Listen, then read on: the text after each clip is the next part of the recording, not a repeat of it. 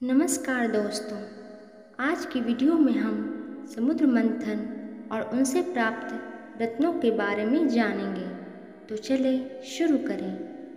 पिछली वीडियो में हमने जाना था कि ऋषि दुर्वासा के श्राप से जब त्रिलोकी श्रीहीन हो गया था तब दैत्यों ने देवताओं पर चढ़ाई कर दी। फिर दोनों में युद्ध हुआ जिसमें देवता हारकर विष्णु जी से मदद मांगे।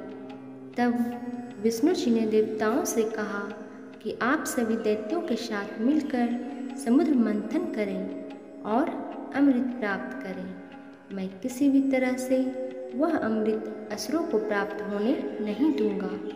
अब आगे की कथा। तब इंद्रदेव ने असुरों के राजा बलि को बताया कि समुद्र मंथन से अमृत प्राप्त होगा जिसे पीकर हम सब अमर हो जाएंगे। तो अमरत्व प्राप्त करने के लोभ से राजा बलि समुद्र मंथन के लिए तैयार हो गए। फिर विष्णु जी की आज्ञा से असुरों और देवताओं ने मिलकर संपूर्ण औषधियों को लाकर क्षीर सागर में डाला। फिर मंदराचल पर्वत को मथनी और वासुकी नाग को नेति बनाया गया। स्वयं भगवान विष्णु कच्छप अवतार लेकर मंदराचल पर्वत को अपने पीठ पर रख उसका आधार बने। विष्णु जी ने असुरों में और देवताओं में शक्ति का संचार किया। देवतागण वासुकी नाग के मुंह की ओर पकड़ने लगे। इस पर उल्टी बुद्धि वाले दैत्यों ने सोचा कि वासुकी नाग के मुंह की ओर पकड़ने से जरूर कुछ न कुछ लाभ होगा। इसलिए दैत्यों ने कहा कि हम मुख की ओर स्थान लेंगे। तब देवताओं ने वासुकी नाग के पूंछ की ओर स्थान ले लिया। फिर समुद्र मंथन प्रारंभ हुआ। मंथन होने से वासुकी के मुख से निकलते हुए निःश्वास अग्नि से दैत्यगण झुलसकर निस्तेज हो जाते और वही श्वास वायु मेघ बनकर देवताओं पर बरसकर उनकी शक्ति को बढ़ा देते। विष्णु जी अपने एक अन्य रूप में पर्वत को ऊपर से दबा रखे थे। तब समुद्र मंथन से सर्वप्रथम हलाहल अर्थात कालकूट विष निकला। इसकी ज्वाला से सभी देवतागण और दैत्यगण जलने लगे। तब देवताओं और असुरों ने मिलकर भगवान शंकर से प्रार्थना की कि वे इस विष से उनकी रक्षा करें। तब महादेव जी ने उस विष को पी लिया, परंतु उसे कंठ से नीचे उतरने नहीं दिया, जिससे उस विष के प्रभाव से शिवजी का कंठ नीला पड़ गया। इस कारण शिवजी को नीलकंठ कहा जाने लगा। विष को पीते समय शिवजी के हाथों से थोड़ा सा विष पृथ्वी पर गिर गया, जिसे सांप बिच्छू आदि विषैले जीवों ने ग्रहण कर लिया। हलाहल विष के पश्चात समुद्र मंथन से कामधेनु गाय निकली, जो यज्ञ की सामग्री उत्पन्न करने वाली थी। अतः इसे ब्रह्मावादी ऋषियों ने ग्रहण कर लिया। इस गाय में देवीय शक्ति थी। इस गाय का दूध अमृत समान माना जाता था। तत्पश्चात समुद्र मंथन से उच्च श्रवा घोड़ा निकला, जिसे देवताओं को दे दिया गया। इस घोड़े का रंग श्वेत था। इसका पोषण अमृत से होता था। इसे घोड़े का राजा कहा जाता है। समुद्र मंथन से चौथे नंबर पर ऐरावत हाथी निकला, अतः इसे देवराज इंद्र को दे दिया गया। यह शुक्ल वर्ण और 4 दांतों वाला था। इसे इंद्रहस्ती या इंद्रकुंजल भी कहा जाता है, क्योंकि इंद्र ने इसे अपना सवारी बनाया था।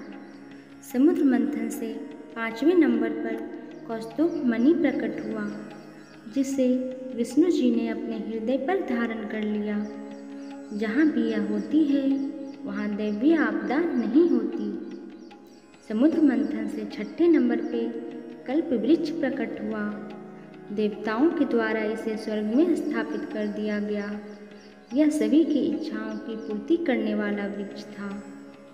7वें नंबर पर समुद्र मंथन से रंभा नामक अप्सरा प्रकट हुई। वह स्वयं ही देवताओं के पास चली गई। जो इंद्र की सभा की प्रमुख नृत्यांगना बन गई। 8वें नंबर पर देवी लक्ष्मी प्रकट हुई, जो खिले हुए श्वेत कमल के आसन पर विराजमान और हाथों में कमल लिए हुए थी। देवी लक्ष्मी को देख असुर और देवता दोनों ये चाहते थे कि लक्ष्मी उन्हें मिल जाए, परंतु लक्ष्मी ने स्वयं भगवान विष्णु को वरण कर लिया। तत्पश्चात समुद्र मंथन से वारुणी प्रकट हुई, जिसे मदिरा भी कहा जाता है। इसे दैत्यों ने रख लिया। तत्पश्चात समुद्र मंथन से चंद्रमा प्रकट हुआ, जिन्हें भगवान शिव ने अपने मस्तक पर धारण कर लिया। 11वें नंबर पर पारिजात वृक्ष प्रकट हुआ। इस वृक्ष को छूने से ही थकान मिट जाती थी। यह वृक्ष भी देवताओं के हिस्से में चली गई। समुद्र मंथन से 12वें नंबर पर पांचजन्य नामक शंख प्रकट हुआ। इसे भगवान विष्णु ने अपने पास रख लिया। इस शंख को विजय का प्रतीक माना गया है और इसकी ध्वनि शुभ मानी गई है। समुद्र मंथन से सबसे आखिरी में धन्वंतरी जी हाथ में अमृत के स्वर्ण कलश लिए हुए प्रकट हुए, जिन्होंने इंद्र की प्रार्थना पर देवताओं का वैद्य पद स्वीकार कर लिया और अमरावती उनका निवास स्थान बन गया। धन्वंतरी जी जब अमृत लेकर प्रकट हुए, तब दैत्यों ने उनके हाथों से अमृत का पात्र छीन लिया और अमृत के लिए आपस में ही वे लड़ने लगे। इधर ऋषि दुर्वासा के श्राप के कारण देवताओं के पास इतनी शक्ति नहीं थी कि वे दैत्यों से अमृत छीन सके। तब भगवान विष्णु मोहिनी का रूप धारण कर असुरों के पास पहुँचे। मोहिनी रूप को देख सारे असुर झगड़ा छोड़ उस सुंदरी की ओर देखने लगे। मोहिनी अर्थात भगवान विष्णु की माया से वशीभूत होकर सारे असुर उनसे मोहित हो गए। फिर वे सभी असुर मोहिनी की बातों में आकर अमृत का कमंडल मोहिनी को सौंप असुरों और देवताओं के बीच अमृत बांटने को कहा। फिर एक तरफ असुर और एक तरफ दानव बैठे। मोहिनी दैत्यों को अपनी बातों में फंसा सर्वप्रथम देवताओं को अमृत पिलाने लगी। मोहिनी की इस चाल को सर्वभानु नामक दैत्य समझ गया और देवता का रूप लेकर देवताओं की ओर अंत में बैठ गया। जैसे ही अमृत को उसने अपने मुख में डाला, तो चंद्रमा और सूर्य ने कहा कि ये तो सर्वभानु दैत्य है। अभी अमृत सर्वभानु के कंठ में ही पहुंचा था कि भगवान विष्णु ने सुदर्शन चक्र से उसका सिर गर्दन से अलग कर दिया।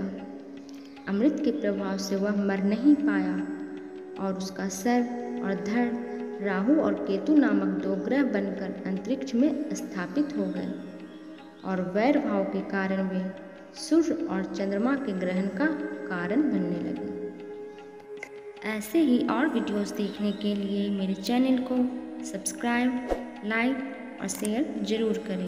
साथ ही बेल आइकन दबाना ना भूलें। तब तक के लिए धन्यवाद।